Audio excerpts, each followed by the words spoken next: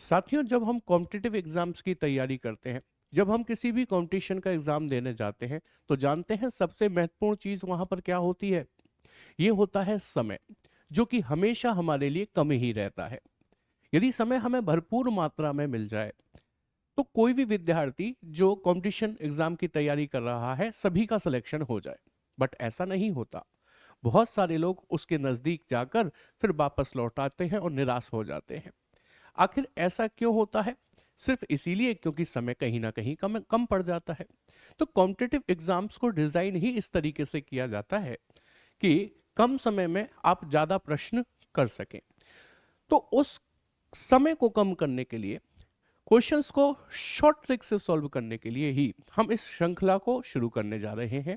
जी हाँ, मेरा नाम है शोभित भारद्वाज और आप सभी लोगों का स्वागत करता हूं आपकी इस श्रृंखला एसआरटी एक्सप्रेस में, जहां पर हम लोग डेली एक वीडियो देख रहे होंगे और इन वीडियोस के माध्यम से अलग अलग चैप्टर्स में क्वेश्चंस की क्या शॉर्ट ट्रिक बन सकती है, कैसे वहां पर हम अपने टाइम को सेव कर सकते हैं, इसका डिस्कशन करेंगे।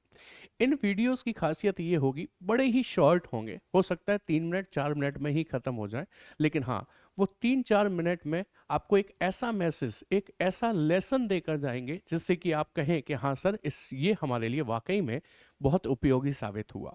लेकिन ये आपके लिए ही नहीं, आपके साथ में पढ़ रहे आपके साथियों के लिए भी उपयोगी हो, उसके लिए ये काम आपको करना होगा कि इन वीडियोस को हर किसी तक पहुंचाना होगा, शेयर करना होगा इन वीडियोस को। तो आज का जो टॉपिक मैंने लिया है वो रैंकिंग चैप्टर में एक क्वेश्चन अक्सर पूछा जाता है, जहां पर दो व्यक्ति आपस में अपने स्थान को बदल रहे होते हैं। तो ऐसे प्रश्न को हम किस प्रकार से सॉल्व कर सकते हैं, आइए कुछ ही पल में, यानी कि कुछ ही सेकंड में हम उस प्रश्न का आंसर कैसे देते हैं मैं आपको सिखाता हूं। सबसे पहले आपके सामने एक प्रश्न रखता हूं। देखो, समझो पहले मैं किस प्रश्न की बात कर रहा हूं। तो आप देखो, एक कक्षा में नारायण का स्थान बाएं से 14वां है, दिवाकर का दाएं से 12वां है। नारायण दिवाकर के बाएं कहीं पर स्थित है। फिर कहता है, अगर दोनों अपना स्थान आपस में बदल लें तो नारायण का स्थान बाएं से 20वां हो जाता है। कक्षा में कुल कितने छात्र हैं?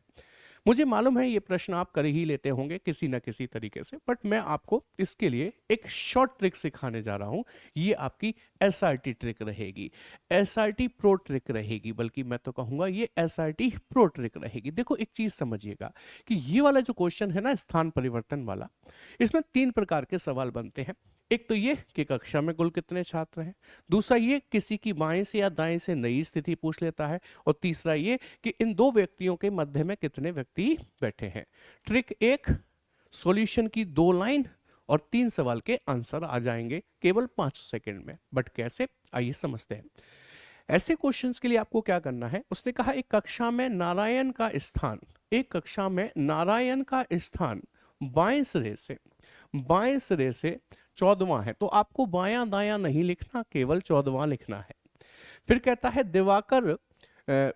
दिवाकर का दाएं से 12वां स्थान है, तो आपको दिवाकर लिखना है, बायां दायां नहीं लिखना है, केवल 12 लिखना है। फिर कहता है जब ये दोनों आपस में अपना स्थान बदल लेते हैं तो नारायण का स्थान बाएं से 20वां हो जाता है।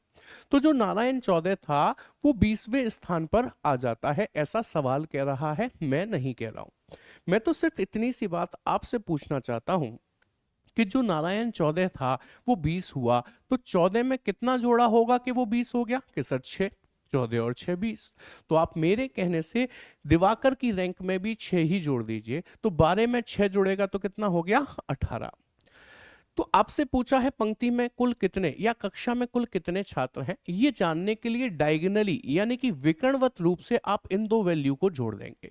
जब ये दोनों वैल्यू जुड़ेंगी तो ये 32 बन जाएंगी, और आप इसमें से एक और घटा दीजिए, 31 बचेगा। यही आपका आंसर है कि इस कक्षा में कुल छात्रों की संख्या कितनी होगी? 31 होगी।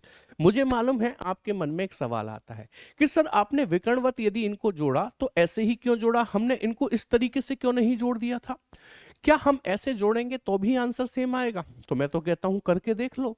18 और 14 जब आप जोड़ेंगे तो कितना आएगा कि सर 32 आएगा, 32, बट 1 उसमें से माइनस करना ही है, तो कुल व्यक्तियों की संख्या फिर भी कितनी निकल कर आएगी कि सर 31। तो आप डायगोनली जोड़ेंगे, चाहे ऐसे जोड़िए चाहे ऐसे जोड़िए, किसी भी एक तरीके से जोड़िए आपका आंसर आ ही जाएगा, लेकिन किसी एक तरीके से जोड़िएगा, दो तरीके से नहीं। चलिए एक सवाल और इस पर जो बन सकता है वो क्या है, आइए देखते हैं नए सवाल के साथ। कह रहा है लड़कियों की एक पंक्ति में सीता और गीता, यानी कि आपको दो नाम दिए हैं, एक सीता का दिया है तो एक गीता का दिया है।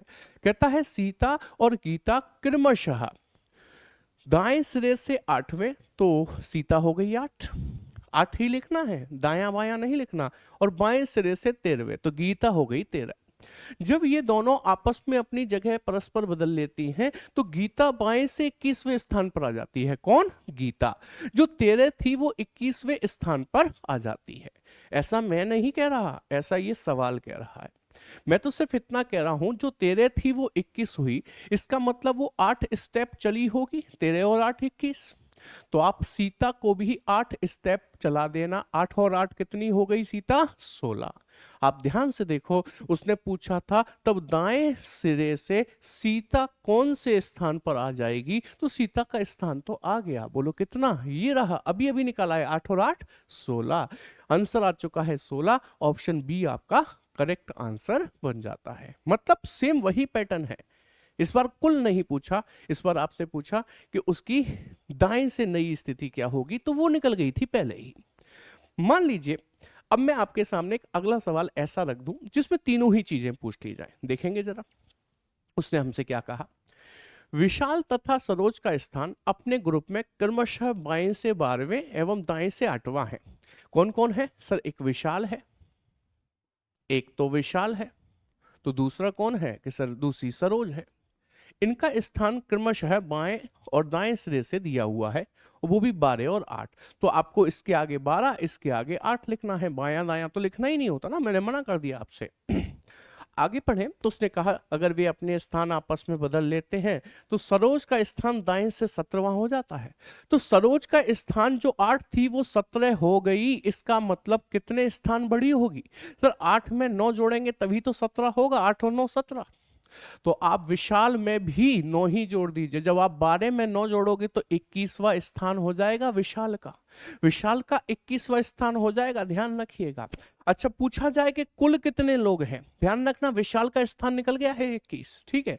पूछा जाए कुल कितने लोग हैं तो डायगोनली विकर्णवत आप इन दो वैल्यू को जोड़ देना। कह रहा है 12 और 17 कितना हो गया कि सर 29, 29 में से एक घटा दो कितना आया 28, यानी कि कुल लोगों की संख्या कितनी हो गई कि सर 28।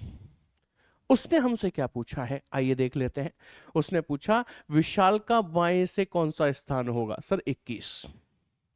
उसने हमसे पूछा मध्य में कितने लोग होंगे, ये तो नहीं पता चला, कोई बात नहीं। और ग्रुप में कितने लोग हैं, यानी कि कुल पूछा है, तो कुल हमारे पास 28 है। विशाल का स्थान मिल गया है 21, कुल मिल गए 28, मध्य में कितने बैठे हैं ये नहीं मिले ना अभी, वो भी मिल जाएंगे। कैसे? ये जो नंबर लिखा है ना 9, बस इसे नीचे लिख लीजिए और इसमें से -1 कर दीजिए, आपके मध्य में बैठे हुए लोगों की संख्या भी आ गई कितनी? 8। जी हाँ, इन दोनों के मध्य में जो व्यक्ति बैठे हैं प्यारे साथी वो कितने होंगे? 8 होंगे। तो इसका मतलब विशाल का बाएं से स्थान कितना हो गया? 21, मध्य में बैठे हैं 28 और कुल कितने हैं? सॉरी, मध्य में बैठे हैं 8 और कुल कितने हैं? 28। 21 8 28 विकल्प में चाहिए, जो कि ऑप्शन सी में दिया है। उम्मीद करते हैं सभी को समझ में आ गई होगी बात। तो चलिए अंतिम प्रश्न की तरफ बढ़ते हैं इस वाली वीडियो के। तो कह रहा है छात्रों की एक पंक्ति में कमल बाएं से 12वां है, तो हमने कमल को लिख लिया और ये बाएं से 12वां है, सिर्फ 12 ही लिखेंगे। फिर कहता है श्याम दाएं से 18वां है, तो हमने श्याम लिख लिया, दायां वायां नहीं लिखेंगे, केवल 18 लिखेंगे। ये दोनों अपने स्थान बदल लेते हैं तो कमल बाएं से 25वां हो जाता है। जो कमल 12 था वो 25 हो गया। मैं आपसे पूछता हूं क्या कितने स्टेप चला होगा कि सर 13 स्टेप चलेगा तभी 25 होगा। तो आप श्याम को भी 13 स्टेप चला देंगे, 13 स्टेप चलते ही ये कितना हो जाएगा? 31। तो श्याम की नई रैंक पूछे तो बोल देना 31वां है श्याम। यदि वो पूछे पंक्ति में कुल कितने लोग हैं, तो डायगोनली इन दो वैल्यू को जोड़ देना। देखो 8 और 5 13 की 3 हासिल लगी, 1 3 और 1 4 43 हुआ, -1 करते ही पता चल गया पंक्ति में कुल व्यक्तियों की संख्या कितनी होगी, 42 होगी। पूछे मध्य में कितने लोग बैठे हैं, तो 13 में से 1 घटा देना, बचा 12, तो मध्य में बैठे हुए लोगों की संख्या कितनी होगी, 12 होगी। बट आपसे क्या पूछा है, कुल छात्रों की संख्या। कुल छात्र आए थे आपके 42, ऑप्शन सी आपका करेक्ट आंसर बन जाता है। बट इस इंफॉर्मेशन पर आधारित केवल मैक्सिमम यही 3 प्रश्न बनते हैं। मैंने आपको इसकी एसआरटी प्रो टेक्निक बताई है, जिसमें सिर्फ 2 लाइन होगी और कुछ नहीं, सवाल 3 खत्म हो जाएंगे। कैसी लगी ये ट्रिक, कमेंट सेक्शन में जाकर जरूर बताइएगा। आपके कमेंट्स हमको मोटिवेट करते हैं आगे और बेहतर काम करने के लिए इन्हीं चीज़ों पर। मेरी बात ध्यान रखिएगा। हो सकता है आप में से बहुत सारे लोग एसआरटी ट्रिक्स को पहले से जानते हो, लेकिन आप अपने साथियों तक पहुंचाने का जिम्मेदारी आप ही उठाएंगे। तो ये वीडियो शेयर करते रहिए, अपने साथियों तक पहुंचाते रहिए। एसआरटी एक्सप्रेस रुकनी नहीं चाहिए, तभी इसका नाम एक्सप्रेस है, लगातार चलती रहनी चाहिए। फिर मिलेंगे एक नई वीडियो में कुछ नई ट्रिक्स के साथ। आज की क्लास में इतना ही। Thank you very much, take care, जय हिंद क्लास।